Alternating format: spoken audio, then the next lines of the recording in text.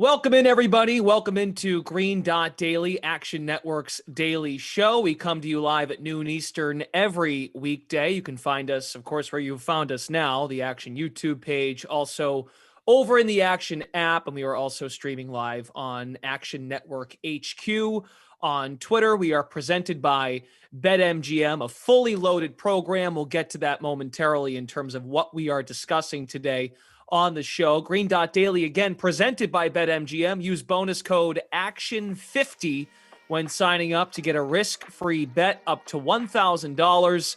Terms and conditions apply. So we will get to Champions League soccer later on in the program with BJ Cunningham. Matt Moore has a play in the NBA tonight. Small slate, but Matt Moore from the Buckets podcast, he has a play for us. Samantha Previte, she'll jump in and talk fantasy football. Waiver wire pickups, a lot of bye weeks coming up. Important time of year to maintain stability in your fantasy leagues. And then Michael LeBoff will be on as well to discuss the NHL. But first, let's bring in the gentleman who co-hosts the Favorites podcast, Chad Millman, Simon Hunter. They're here to discuss NFL Week 8. And fellas, we'll start with some picks for this coming week. Simon, you're actually going to turn your attention to Thursday night and take a different approach because you get the hunch that a lot of love coming in on Baltimore because it ain't so great right now for Tommy and Tampa, but there's a different angle here to avoid what you think might be the public side.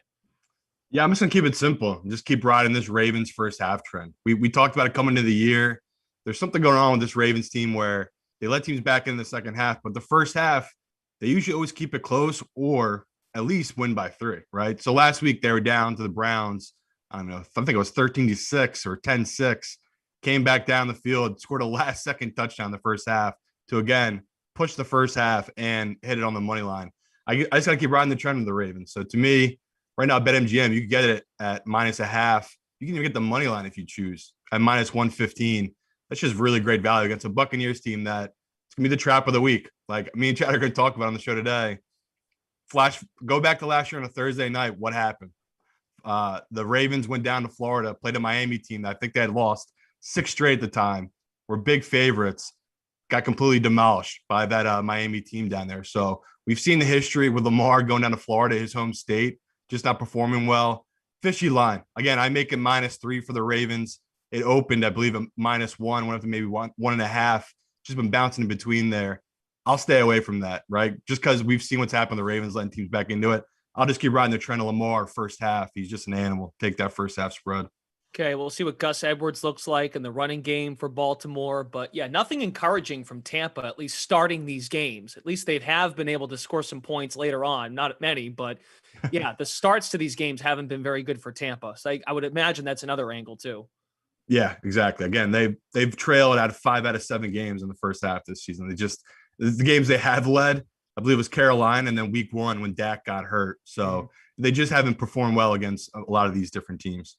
Yep, fair enough. And this feels like the most for a full game perspective, this is the most desperate Tampa's been since Brady arrived a couple years ago. Chad, what do you want for week 8? You're looking ahead to Sunday. Yeah, listen, what's the grossest thing you can think about right now when it comes to betting week 8? The Detroit Lions coming off back-to-back ugly games. I think people really thought they would perform better against the Cowboys this past weekend as big underdogs. They were going to be on a faster track playing in Dallas. People were excited to see them bounce back from getting blown out the week before. And they just looked freaking terrible, right? And so what do? You go back the Lions as 3.5-point home underdogs this week against a Miami team that just won in prime time and people think is coming back because of Tua. This is a buy low, sell high situation on the Lions. You've got them back at home. You've got them where they're comfortable, what their offense is designed to play on indoors on that surface, a great offensive line. Amon-Ra St. Brown already reports that he is expected to be back. We are hopeful DeAndre Swift is back. This is Dan Campbell coaching for his 3 teeth, half a butt cheek, biting kneecaps life right now. This is when you back the Detroit Lions. Wow. So is your plan this week to watch Hard Knocks reruns to get yourself fired up for this, or what will Listen, it take man, for you to remain sane throughout the week on this pick? I don't need Hard Knocks reruns to get fired up about Dan Campbell. Those memories live in my head forever. When I get up in the morning, I'm thinking about what is Dan Campbell going to say to me to get me motivated. I don't need the reruns. I'm just going to think about Dan Campbell, and then I'm going to watch the game. If this guy gets fired, I'm going to be so upset. I love living in a Dan Campbell as head coach universe. I don't want to go to a place where next season Dan Campbell is on the sidelines as a tight ends coach or a special teams coach or some positional coach. I want Dan Campbell coaching NFL football as a head coach. Well, Chad is fading the public because looking at the Action app now, 91% of the bets, 84% of the money on Miami -3 for this game. So, but let me add one more thing. I apologize. Sure. In this spot where you're talking about fading the public and teams off of bad losses, since 2005, they covered a 61% clip. There you go. Very good. All right, so that's for this week. But at this point in the season now, going to week 8, of course, there's the additional 17th game for the second straight year. But we're pretty much at the midway point of the season. So we thought it was a good idea to get the guys' interest in the futures market and maybe hop in on something before a potential bye week, or just because you got a better feel for what we've seen this season. We kind of understand who teams are at this point. Simon, what's a future that you might be on now in this 2022 season? I try to bet off public perception. And again, it's the fact that the public doesn't realize how long of a season this really is, right? Again, we still have 10 more games to go for each team. Most of these teams are sitting at 7 games played. We know there's 18 weeks in the season. It's just a lot of football. So what I look for is teams that have the pieces on offense, have the pieces on defense, and then remaining schedule, try to put together an undervalued team and try to project out what their record could be. So I looked at this team I'm about to talk about, Las Vegas Raiders. I look at a team that I think they could be 10-7, 9-8 in AFC. That's what it really is going to take for me. Get the 7th seed, get that wild card. And I go and check online. I see there are a lot of books that are plus 350. Now they've come down to plus 310, plus 300 to make the playoffs. I still think there's value there. Because again, I'm thinking, what are the Broncos right now? They just look like a complete dumpster fire and they're falling apart. Same with the Chargers. Chargers every week add new guys to the injury report. So I'm looking at that division. That right there is a big deal because they're going to start playing those teams more often as the season goes along here. And they end the year playing against the Chiefs, which again, they probably should have beat the Chiefs, but the fact they play them in the final week of the season is a huge advantage to me, to the Raiders, right? We assume by then the Chiefs will have it wrapped up, or if they don't have the 1 seed wrapped up, they'll be resting because they know they have to play the following week, and they'll use that final week as a bye week. So again, I give them a free one there. So sitting at 2-4 when they probably should be 4-2, right? They lost that Cardinals game. They lost that Chiefs game. Again, I'm buying low on a Vegas team that is ranked right now 7th offense in efficiency, right? They've just been moving the ball, running the ball well. We've seen Devontae Adams really get comfortable in this offense. I just like it all. I just like the pieces they have there. So to me, in a division that's reeling right now with the Chargers and the Raiders, and the only really good team in it's the Chiefs, they don't need to see them again to the last week of the season.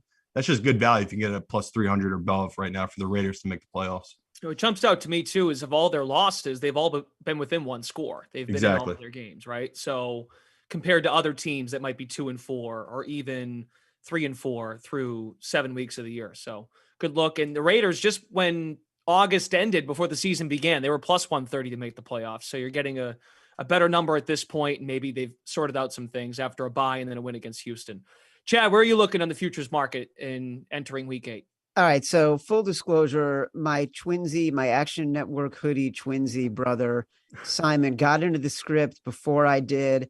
Maybe he showed up to the production meeting. I don't know, but he got the Raiders when I would have liked the Raiders. I thought about Seattle to win the NFC West because they do have probably the second best quarterback in the NFC right now.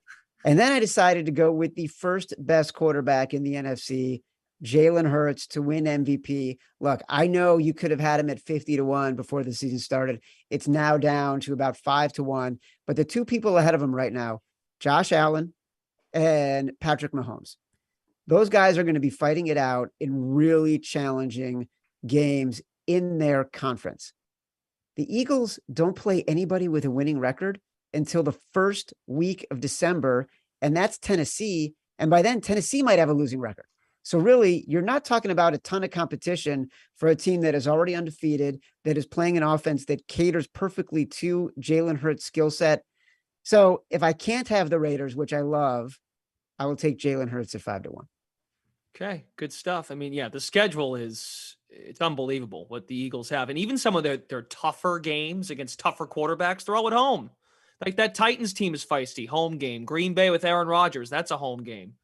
The Colts are a mess. I mean, you can't help but look down their schedule and go, how do they not win at least 13 games? So are you denigrating Sam Ehlinger on this show right now? Are you saying the Colts are a mess because they're starting a second-year quarterback drafted in the 6th round? That's crazy. Crazy talk. Fellas, thanks for stopping by. Really appreciate it. You can check these guys out. The Favorites podcast is every Wednesday and Friday morning, wherever you listen to your podcast, or catch Favorites live a day earlier on AMP. Just download the free AMP app now and follow The Favorites to join the fun live every Tuesday and Thursday. Thanks, Chad. Thanks, Simon. Thanks, brother. Okay, we'll talk to you guys Thanks soon. So much to Chad and Simon for their insight. Now turning our attention to the association. Just a 4-game slate tonight in the NBA. Our own Matt Moore, you can catch him on the Buckets podcast 5 days a week, by the way. Buckets covers you with the NBA, all betting angles in the NBA. Matt Moore is going to pick for tonight. Let's go to Matt now. I've got Pelicans plus 158. So look, Zion Williamson is questionable for tomorrow night. I think there's a chance that he plays. Brandon Ingram is not going to play. He's in concussion protocol, so he's not going to play in this game. Ingram's obviously like a really valuable player. Honestly, here's the thing. I think the Mavericks are a team that when they're going to be in a good spot, they're going to be great. I love the spot for them on Saturday versus the Grizzlies. Grizzlies coming off of an overtime or a comeback win versus the Rockets. It took a lot out of them to get back into that game. They always met badly with Dallas. They were on a back-to-back. Like everything was perfect for that Dallas game. And that one came through. This is the game after. This is a Pelicans team that plays really physical. This is a Pelicans team that's got some defenders on the floor to throw at Luka. I think they can get downhill. They do have shooting with CJ McCollum and company. It's enough to get me on the money line. This is another one where I put the spread on this game based off of adjusted early season power rating at only 2. And so I'm getting 40 cents here on the advantage here at 158 on the money line, plus 40 cents or more. So depending on where you can get it. So I like the Pelicans at home plus 158 as my best bet. Okay, turning our attention to Champions League soccer, Real Madrid atop Group F with Leipzig right behind them. Then in Group G, Man City. Better not sleep on an improved Dortmund team who just turned in a nice performance, 90-minute performance. Yeah, 60 is not enough. 90, nice performance by Dortmund, and they are still seeking to climb in the standings over in Group G. Let's welcome in BJ Cunningham, who covers a variety of sports over at Action Network, does a great job covering soccer, more specifically Champions League. BJ, couple of matches you want to focus on later this afternoon. But yeah, this Dortmund team, I mean, it feels like they're heading in the right direction defensively, but they've also got to get some more leadership down the road. And I think a lot of times in that sport, right, is experience certainly helps. But you've got an angle on Dortmund playing later today against Man City. Yeah, I do like under 3 goals at plus 105. You know, when these two teams met the last time, it was actually a pretty low event game despite 3 goals being scored. You know, Dortmund put in probably one of the more impressive defensive performances against Manchester City. They held them to 0.9 expected goals on 14 shots and 33 touches in their penalty area. So City was able to get in there. They just weren't able to create anything of quality. The flip side of that coin, though, is that Dortmund did absolutely nothing offensively. They had 1 shot up until the 50th minute.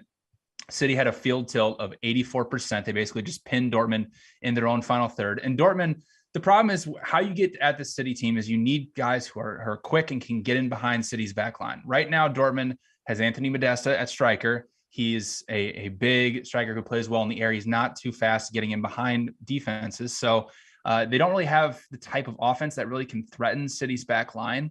And the flip side is Dortmund, you know, if you look last year to this year, you know, their expected goals allowed is about the same, but against good opponents, they've actually performed much better. Last season, when they've played Ajax, RB Leipzig, Bayern Munich, and Leverkusen. They allowed 1.7 expected goals per match.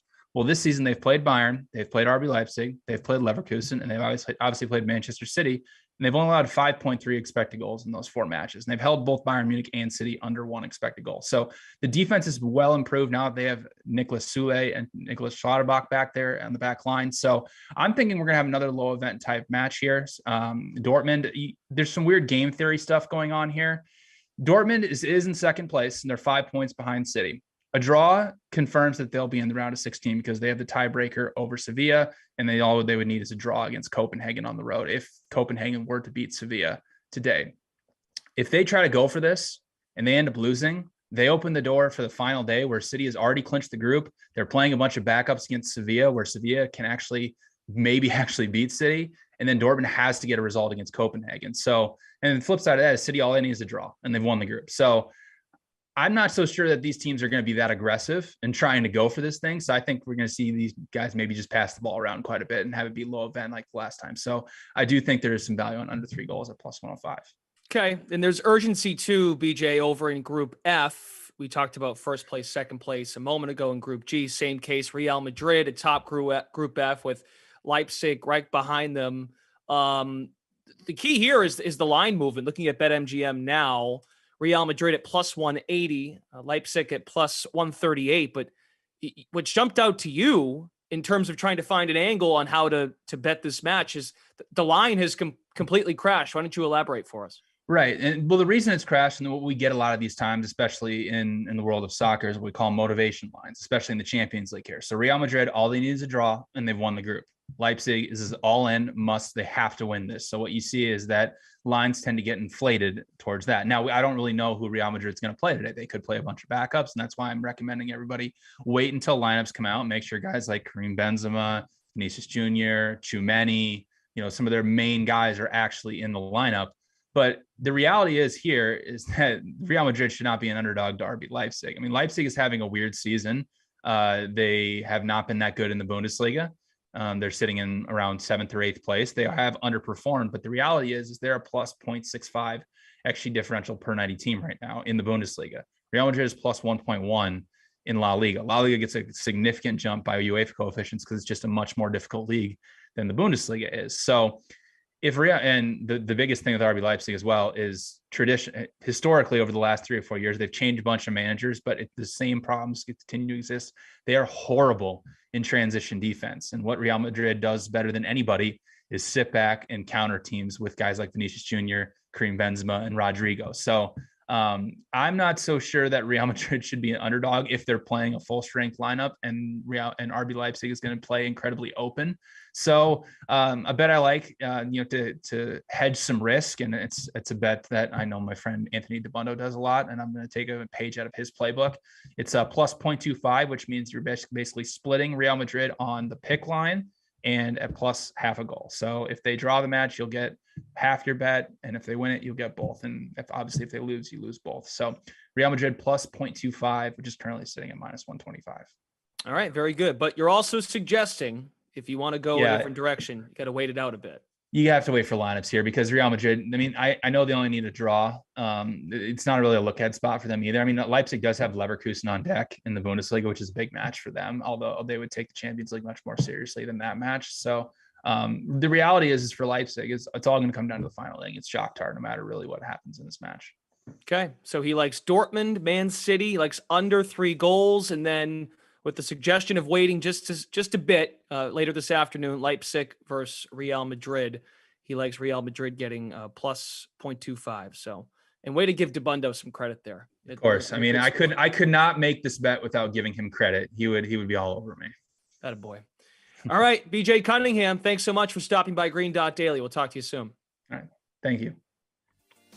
Oh, well, we have a bone to pick with BJ. We'll get to that in a moment. Hockey season now 2 weeks old. Some teams, they've established they are forces to be reckoned with.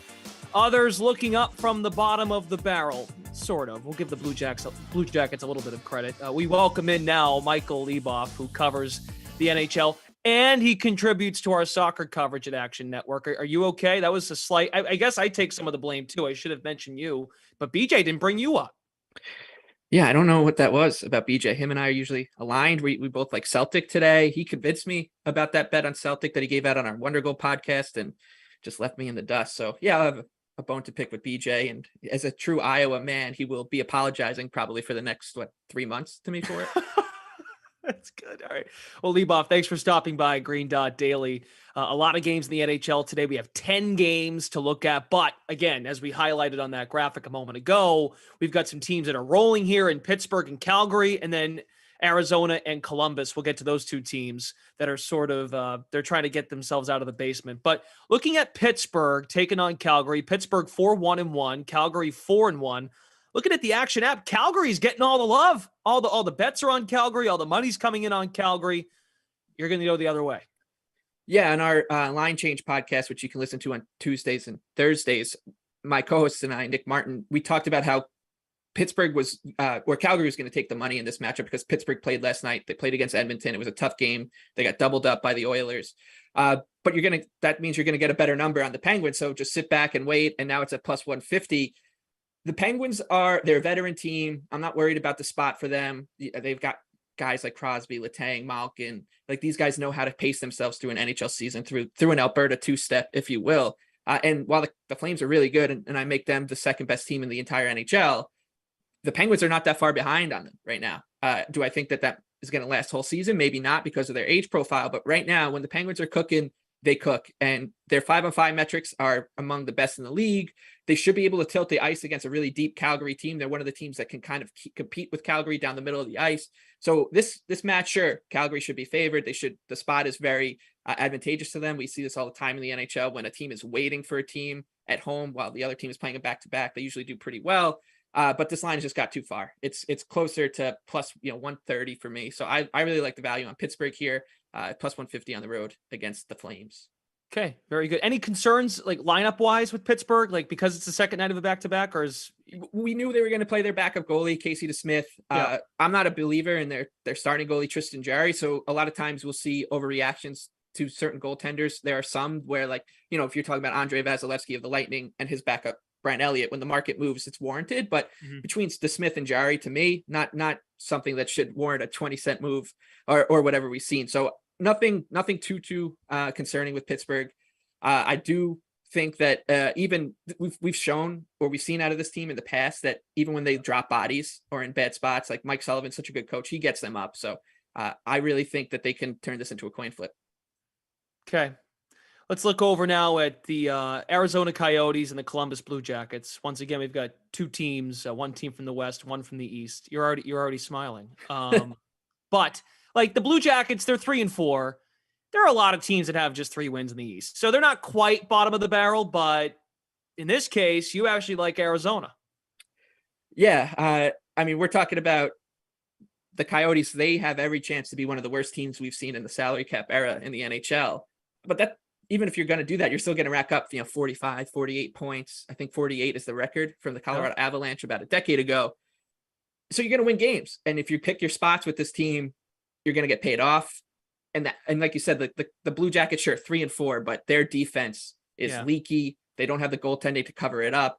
And Patrick Laine, it looks like he might play, so they have a little bit more offense to maybe paper over some of the mistakes. But this will be his first game back after a shoulder injury. If he does go, his timetable was for a lot longer than this, so I'm a little skeptical. And if you have a bad defense, that kind of negates the advantage you usually have over Arizona, which is they can't score. So I like the Coyotes here. You can look at it one of two ways. Are you betting on the Coyotes or are you betting against the Blue Jackets? And I'm betting against the Blue Jackets. I don't think they should be minus 220 against anybody. So this is a disgusting, terrible bet. I would almost advise you, if you're going to do it, don't watch this game. But it's Coyotes, man. And I love this team. 27 goals allowed by Columbus in 7 games. That is and they're 3-4. 27 goals, the most allowed of any team in the Eastern Conference right now. Yeah, and they're 3-4 somehow. The door should be open for Arizona here. So go Coyotes, please. Okay, 70% of the bets. Looking at the Action app right now, 70% of the bets coming in on Columbus, 59%.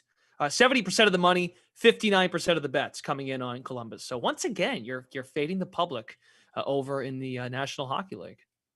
Yeah, I don't think there are too many salient people out there spending their time betting on the Coyotes. So it makes sense to me.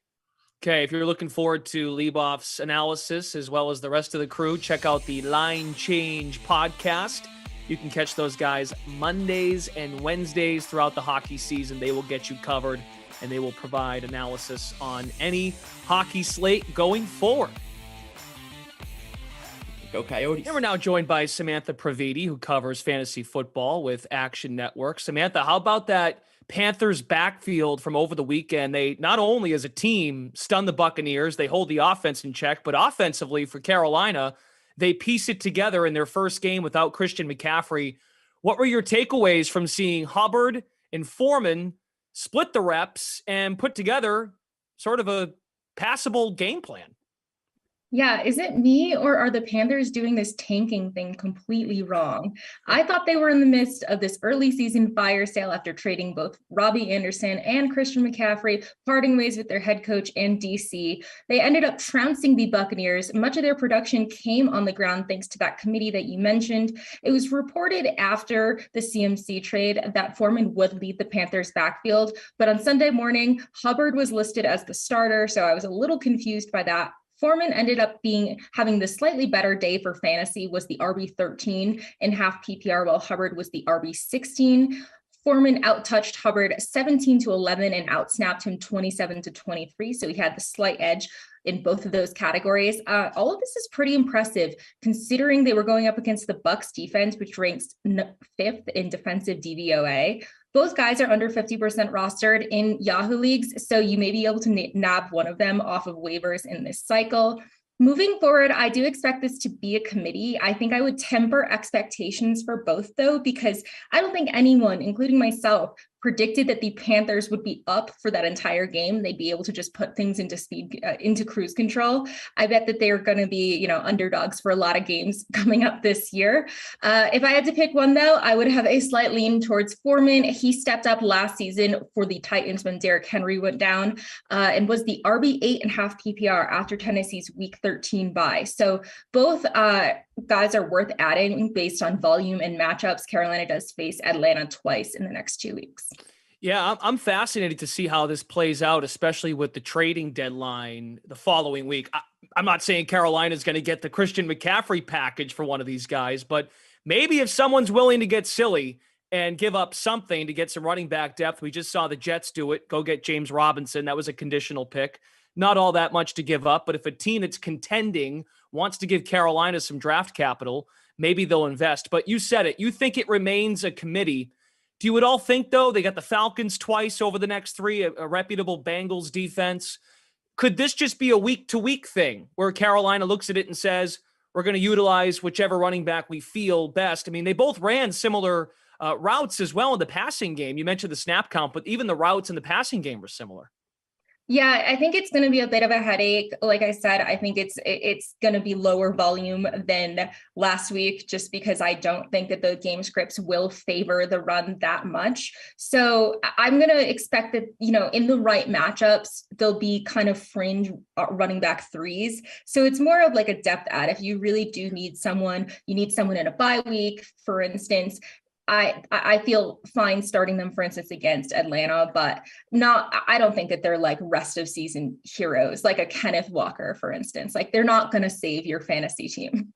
Fair enough. So bench depth is always important this time of year with bye weeks and injuries and players being traded, as we just discussed. But also in relation to that, that means going to the waiver wire and finding the right people to bolster your lineup or to fill the gaps when necessary. And you're eyeing, we'll talk about a couple now on the waiver market. You're going to start with a quarterback that might finally start deserving the appropriate attention based on his team's record and what he's been able to do fantasy-wise. Absolutely. So we have 4 teams returning from bye, 2 teams coming on bye in week 8. So you will need to find replacements for guys like Patrick Mahomes, Justin Herbert, Austin Eckler, Travis Kelce. You probably can't replace Mahomes with the stragglers on the waiver wire, but let me help you do maybe the next best thing. So I want you to pick up Daniel Jones, who is out there in 70% of Yahoo leagues. Danny Dimes just had his best game of the season, logging 202 yards and a touchdown through the air, and then another 107 yards and a touchdown on the ground. He was the QB3, actually one spot ahead of Patrick Mahomes. The dual threat is actually averaging just shy of 50 rushing yards per game, which gives him a super high floor for fantasy purposes. This week, he's going up against the Seahawks defense that has allowed the 11th most fantasy points to quarterbacks this year. So I really like him as a bye week fill-in. Next, I want you to pick up yet another giant, Wan'Dale Robinson, who is out there in almost 3/4 of leagues. Honestly, I wasn't super impressed with this pick back when the G-men were in the draft, but no one on this Giants receiving corps seems to be able to stay healthy. We've got Sterling Shepard out for the season with a torn ACL, Kadarius Toney, who actually may be on the trading block, dealing with a hamstring injury and hasn't played since week 2. Kenny Golladay, who the Giants are paying $72 million to sit around, never seems to be active and hasn't played since week 4 due to a knee injury. So Robinson and Darius Slayton appear to be the kind of the last men standing. Robinson now has 9 catches for 87 yards and a touchdown over the last couple games, played a season high 69% of snaps last week. So I like his chances to fall into the wide receiver 3 territory against the Seahawks in week 8. And then last but not least, if he's out there, I want you to pick up Gus Edwards. Gus Bus is everything we hoped Kenyon Drake would be last week. He returned from a torn ACL he suffered in training camp last season and absolutely carved up the Cleveland run defense like a Thanksgiving turkey. He was the team's RB1 with J.K. Dobbins on IR, 6 carries for 66 yards and 2 touchdowns. Drake, meanwhile, was a complete dud. 11 carries for 5 yards. I want you to do that math in your head for the yards per carry there. Edwards will definitely end up being highly valuable, though, while Dobbins is on injured reserve, presumably with Drake backing him up. I would not hesitate to put in a premium waiver bid on Edwards, who should offer RB2 upside in the next few weeks. His value could be even long-term, honestly, with Dobbins' injury history. So he's got the Bucs and Saints on deck. That sounds like tough matchups, but honestly, they've been looking a little bit more exploitable recently. So I think that he could be a plug and play option before the Ravens week 10 bye. Fair enough. Hate the Drake. And yeah, let's get Gus Bus rolling, please, because there's just so much potential with that nickname going forward. Samantha Previte covers fantasy football for Action Network. Thanks for stopping by. We appreciate it. Thank you so much. Whole lot to unpack from today's Green Dot Daily. Let's recap the picks from the show. Here is the final bet slip. Starting off the show today, the Favorites podcast stopped by. Simon Hunter, he likes Baltimore in the first half. Thinks that's a front-running squad. He likes Baltimore to cover -0.5 point. You can find a -1, but of course the -0.5 point, we'll take that. Likes him on the money line as well. Chad Millman's on Detroit, fading the public on Miami this week. That game, of course, on Sunday, and they're also in on the futures market. Matt Moore's going to the NBA on the Pelicans. He sees value there against Dallas. Good insight from BJ Cunningham in Champions League soccer. And then Michael LeBoff, he's also fading the public today, taking 2 teams that the public is going against. So he likes Pittsburgh and Arizona. Pittsburgh, of course, taking on Calgary, and Arizona faces Columbus. So good stuff from our analysts today, deciding to go against the grain a bit and find some value in the landscape of sports. Again, want to remind all of you that Green Dot Daily is presented by BetMGM. Use bonus code ACTION50 when signing up to get a risk-free bet up to $1,000. Terms and conditions apply. Thanks to everyone who joined us today on the show, and also all of you for checking us out. Green Dot Daily is every weekday at noon Eastern. Of course, you found us today wherever you did, but also we are available on the Action app, the Action Network YouTube page, and streaming live on Action Network HQ Twitter. Thanks to all of our crew as well behind the scenes. I'm Brendan Glasheen. We'll catch you again tomorrow at noon Eastern. See you later.